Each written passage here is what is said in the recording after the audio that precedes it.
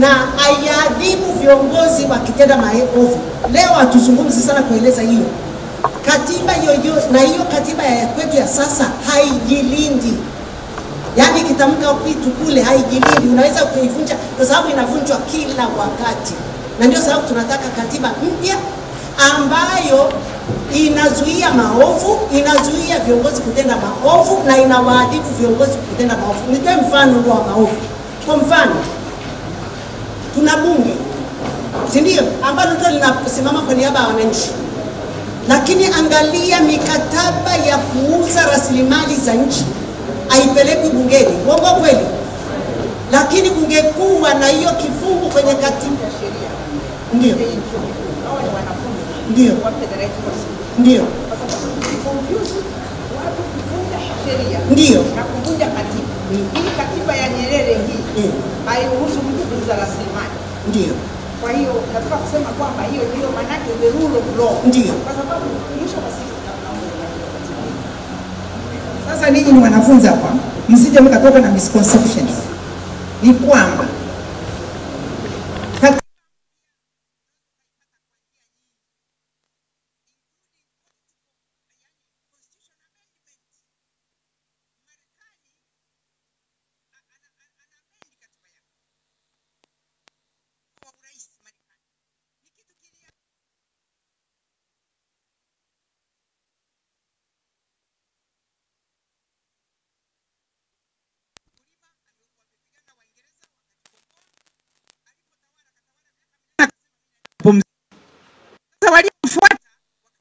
tradition. Manake ni muhimu sana kwa wanafunzi wa chuo kikuu tunapofuta ujinga kutambua sheria. Tradition ni kuu zaidi.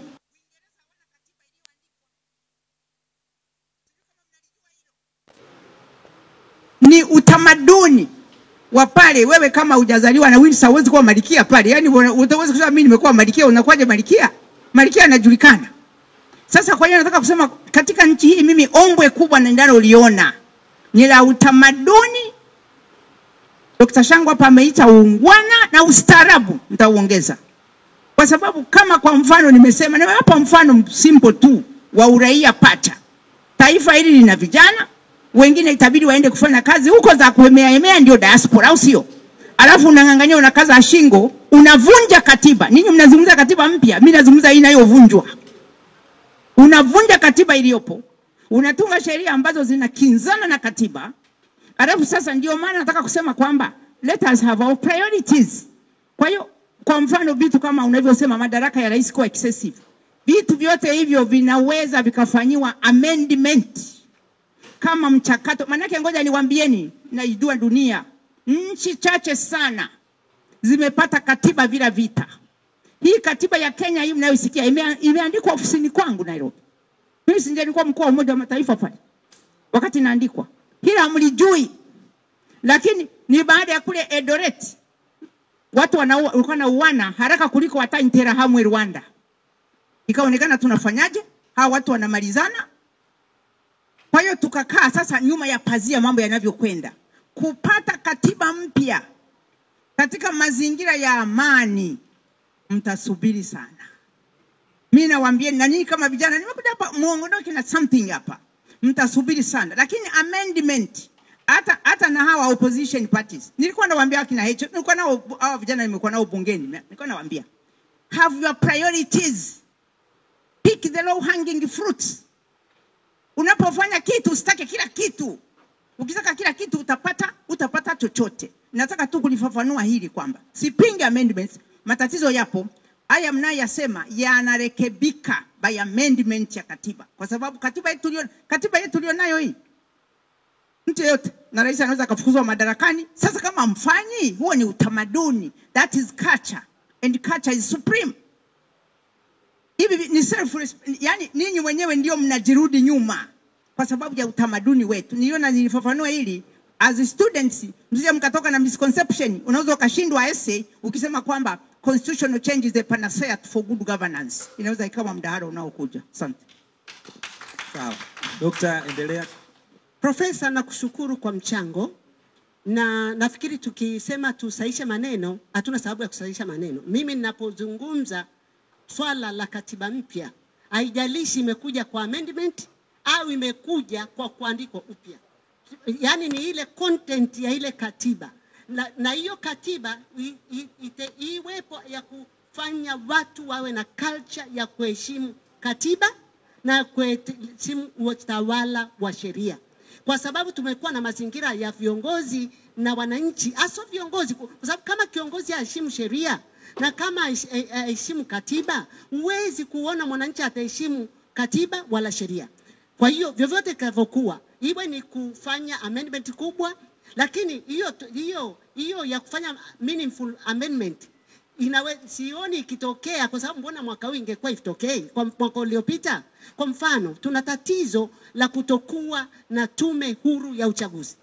Mwaka jana kukawa na tukaambiwa kuna marekebisho ya tume huru ya uchaguzi. Lakini reality kwa maandishi hakuna hiyo tume huru ya uchaguzi. Tu kama mnanielewa, kwa sababu tume huru ya uchaguzi inakutakiwa iwe chombo huru chenye watu wanaotoka wanafanywa huru, ina budget yake huru, inatokana hazina, inafanya hivyo. Lakini kama ni maneno tu hatufiki. Kwa hiyo nadhani chochote kitakachotokea iwe ni kwa kufanya amendment kubwa au ndogo, lakini tuwe na kitu ambacho kitatokeza hapa tulipokuwa, tukawa na namna hii tunavyoishi. Lazima tuondoka hapa. Na hatuwezi kuondoka bila mabadiliko. Yawe sasa tunaita katiba mpya au katiba endelevu au katiba bora. Ikiwa bora bila kuandikwa mpya, mimi sijali.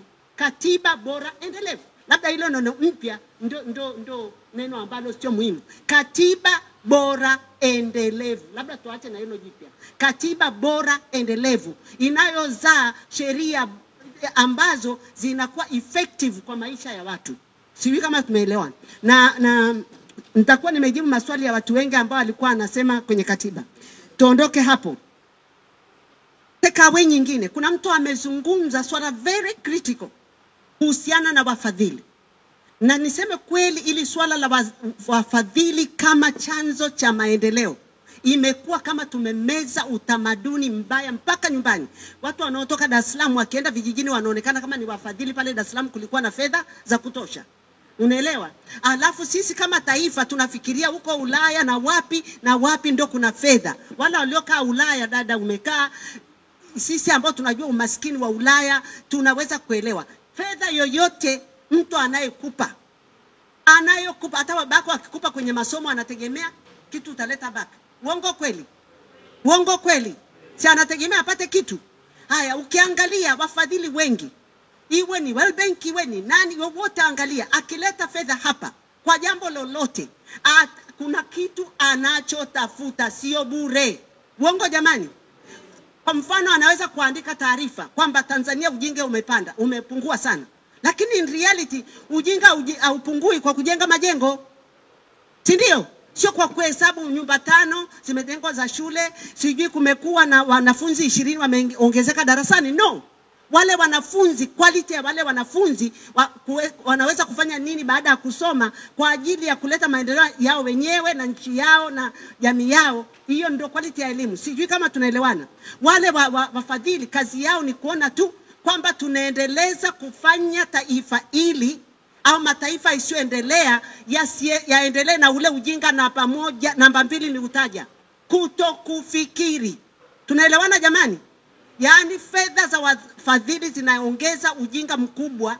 Namba 2, wa kutokufikiri. Unazaa taifa lisilofikiri, linalodhani kwamba maisha yao yataendelezwa. Na sisi tuna vitu ambavyo vingine tunaviongeza katika nchi yetu katika hivyo. Kwa mfano, unapokuja kufikiria kwamba watu sasa hivi wanahubiri kwamba fedha zinaweza kuja kwenye mapochi. Uongo kweli jamani?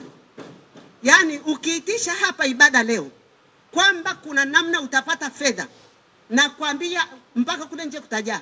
Uongo kweli? Yaani akija mhubiri kwamba kuna namna utapata fedha bila jasho, watakuwa ni watu wengi kuliko maelezo. Sasa huo ni ujinga vile vile. Ndio unasema tukiweza kuondoa huo ujinga wa kupata, ujinga wa kufikiria wewe. Someni Biblia vizuri. Wapi nani alipata kitu bila jasho? Where?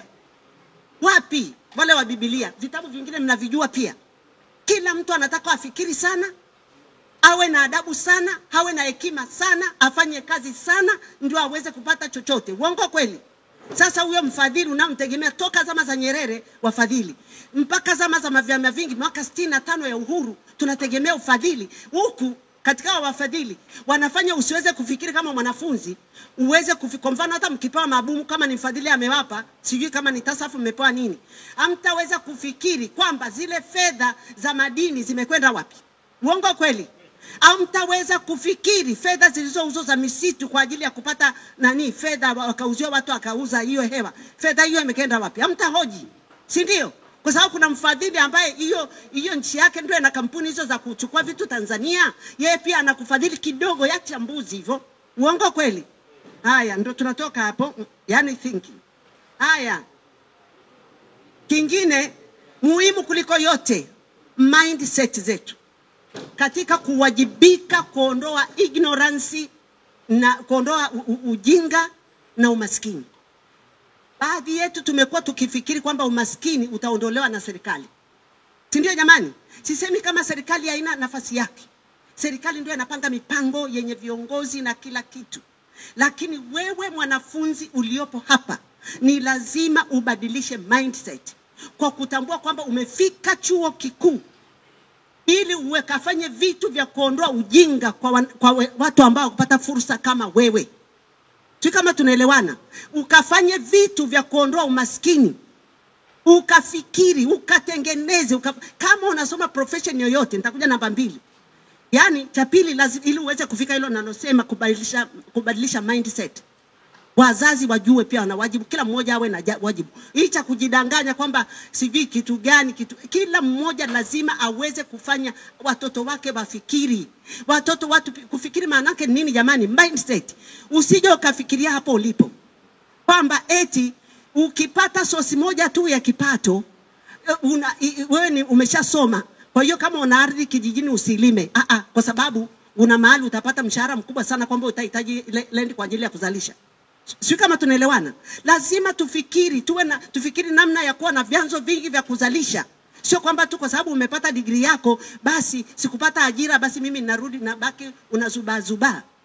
Umepata elimu mpaka chuo kikuu. Kwa hiyo hujajua hata kwa mfano kama eneo lako ni la kulima inaitwa ndizi, migomba.